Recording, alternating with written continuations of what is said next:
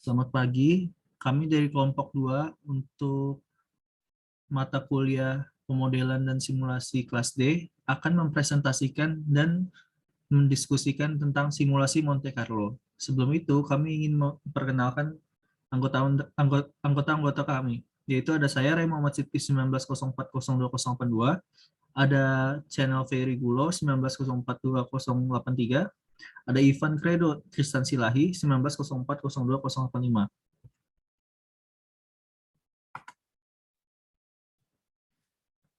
Kami akan membahas beberapa poin-poin penting saja, yaitu pertama kelebihan simulasi. Ya, udah boleh dinyalain mic-nya. Yep. Kalau ngomongin kelebihan simulasi itu apa sih kelebihannya? Maksudnya yang bikin lebih dari yang lain apa?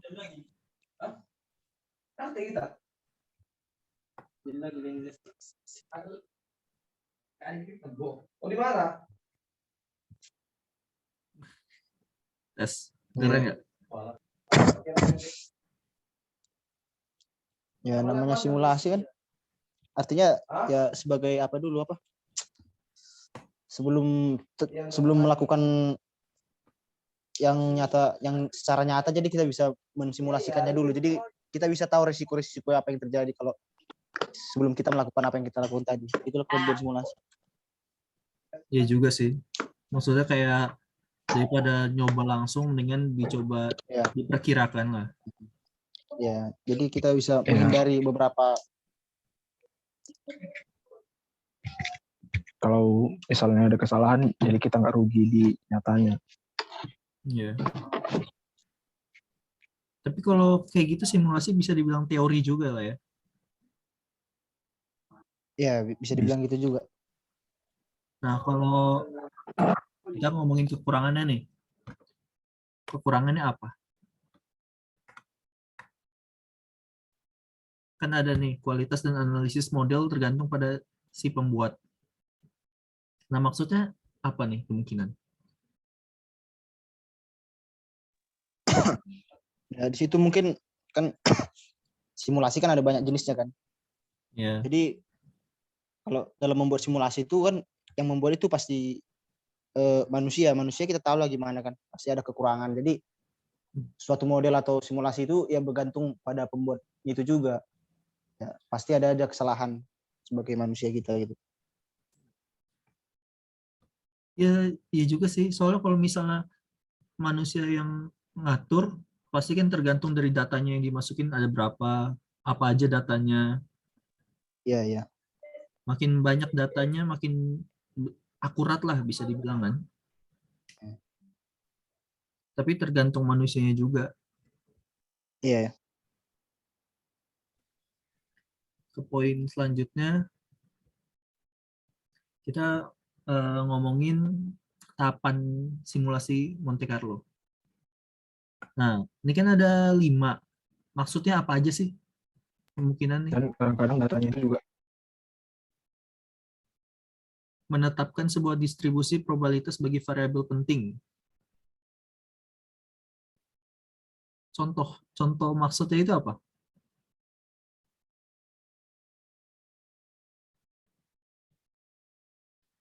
Sebuah distribusi probabilitas bagi variabel penting.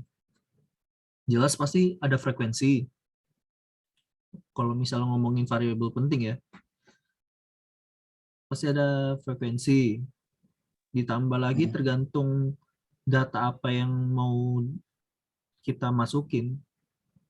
Contohnya jumlah pembeli mungkin, jumlah per hari, pelanggan per harinya. Kalau menurut kalian variabel penting buat distribusi probabilitas itu apa?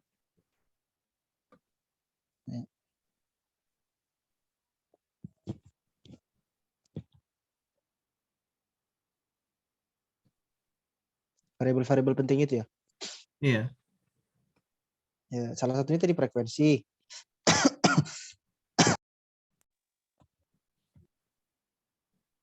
Apa ya variabel-variabel dalam probabilitas. Apalagi contohnya kayak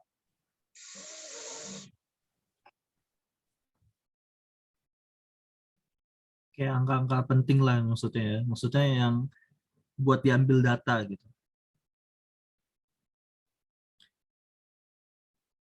Yang kedua, membuat distribusi probabilitas kumulatif bagi setiap variabel. Kalau ini mungkin ngomongin tahap selanjutnya tuh setelah semua datanya udah kekumpul ya.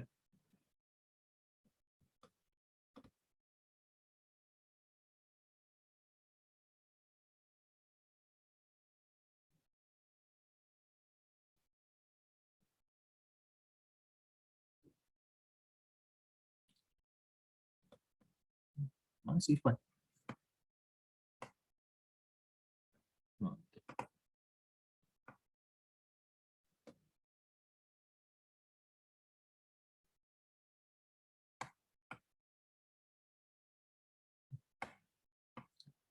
Sorry. Yang ketiga, menetapkan sebuah interval bilangan acak bagi setiap variabel. Menetapkan sebuah interval bilangan acak bagi setiap variabel.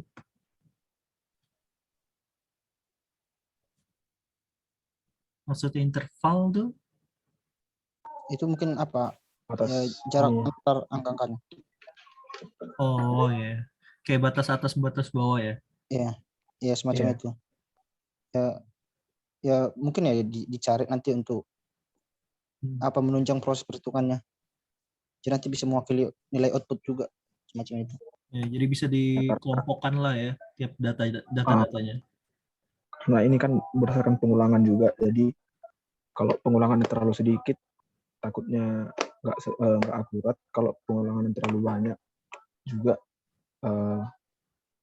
kadang-kadang nggak perlu, hanya kebanyakan sampai jumlah tertentu aja udah cukup untuk akurat gitu. Jadi tentukan batas atas sama batas bawahnya. Oke, selanjutnya 4, membangkitkan bilangan acak. Kalau ngomongin bilangan acak, misalnya membangkitkan bilangan acak, pasti butuh RNG lah ya. Random number generated.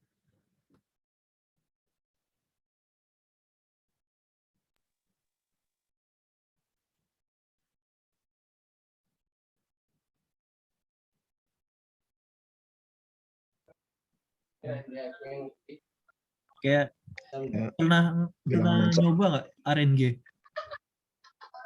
Nyoba make gitu. Apa itu? Apa itu? Aku kurang ngerti. RNG tuh kayak semacam eh, mencari angka secara acak.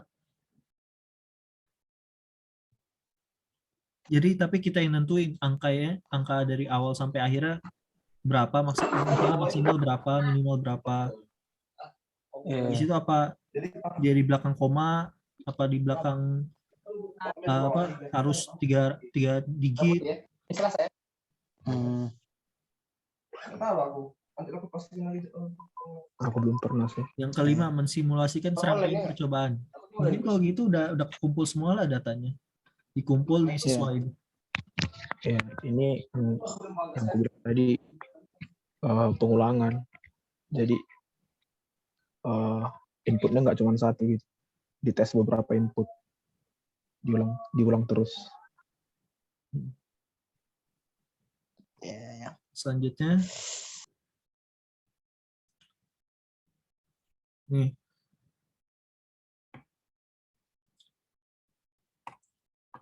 misalnya ada masalah, muncul masalah, kita pasti harus nyari parameter variabel yang berhubungan. Jadi kayak kita cari angka-angka yang penting lah setidaknya. Angka-angka yang perlu dicari.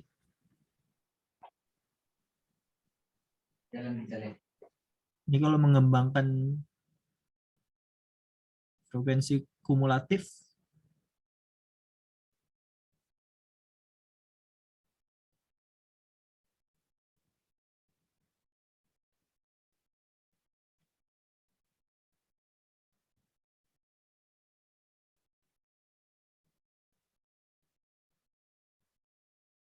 ya mungkin itulah. Ya itu. Iya, ya. Ini contoh soalnya nih. Misalnya ada toko sepatu memperkirakan permintaan sepatu perharinya menurut pola distribusi sebagai berikut. Nah ini kayak tadi kan disebut ada 5 langkah ya. Iya. Kita bikin 6 grup. 6 grup. Lalu 100 hari buat pengambilan data. 100 hari. Kalau dari 6 grup ini kita lihat frekuensinya berapa aja. Iya. Ya kan? Kayak misalnya 4 pasang. Kayak misalnya yang beli 4 pasang dalam sehari itu ada 5 kali. Jadi 5 hari itu ada yang beli 4 pasang. 10 hari beli 5 pasang. 15 hari 6 pasang. 30, 7 pasang. Kalau kayak gini kita kan Berarti pengen pasti nyari kemungkinan lah. Disuruh nih kita cari kemungkinan buat 10 hari ke depan. Iya. Kita bisa ubah nih kita bisa ubah dari frekuensi jadi distribusi densitas. Itu caranya gampang, frekuensi dibagi total frekuensi. Jadi 5 dibagi 100 jadi 0,05. Ya kalau selanjutnya kalau ini 10 dibagi 100 ya. Bagi 100 dan seterusnya sampai Iya. semuanya. Akhirnya ya kalau misalnya total frekuensi sama total distribusi kan pasti 100 bagi 100. Jadi 1. Kayak persen lah kepikirannya kan, distribusi densitas. Selanjutnya nih ada DFK. Jadi kalau misalnya ditotalin kayak nilai kedua pasti ditambah dari nilai pertama. Contohnya ini yang DFK 0,05, selanjutnya ditambah 0,1 jadi 0,15. Untuk nilai ketiga 0,15 tuh ditambah 0,15 jadi 0,3. Selanjutnya 0,3 ditambah 0,3 jadi 0,6.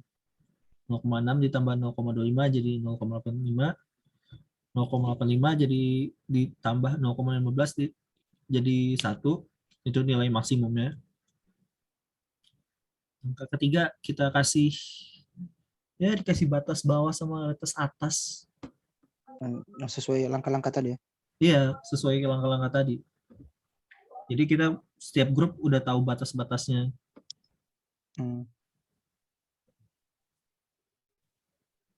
Ya, kalau misalnya udah ditentuin batas bawah dan batas atas, udah pasti ketemu kayak gitu lah. Nah ini yang menariknya sih, RNG. Random Number Generated-nya. Kalau ngambil RNG secara acak kan pasti. Ya karena dia kan random. Iya. Belum lagi kalau misalnya coba bayangin, manusia lebih pas bikin RNG atau komputer?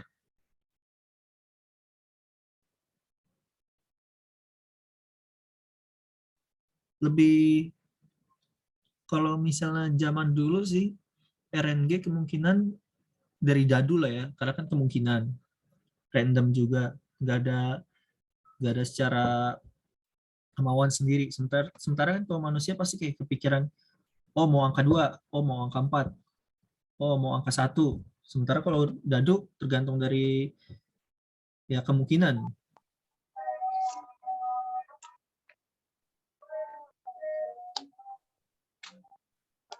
Berarti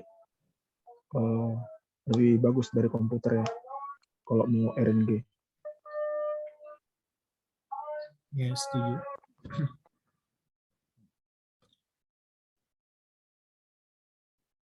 Ada juga sih caranya daripada pakai dadu atau pikiran gitu kan. Yang tadi ya, dari rumus yang Pak Masum ajarin itu, jadi ada rumusnya buat nemuin angka-angka secara acak menggunakan mode. atau modulus. Ya, langkah 4 pakai RNG. Langkah kelima kita samain RNG dengan angka grupnya yang tadi. Kan yang tadi udah nemuin tag number atau batas bawah dan batas atas. Nah, kita hubungin lah. Kayak misalnya nih, jadi kayak gini. Hari pertama RNG-nya ngasih 0,57. Kita pasangin yang di kanan, 0,57 itu berapa? 0,57 ada di grup 4, 7 pasang. Karena ini dari 0,31 sampai 0,6. Jadi 7. 0,12 artinya ada di 5 pasang. 0,7 ada di 8 pasang. Iya.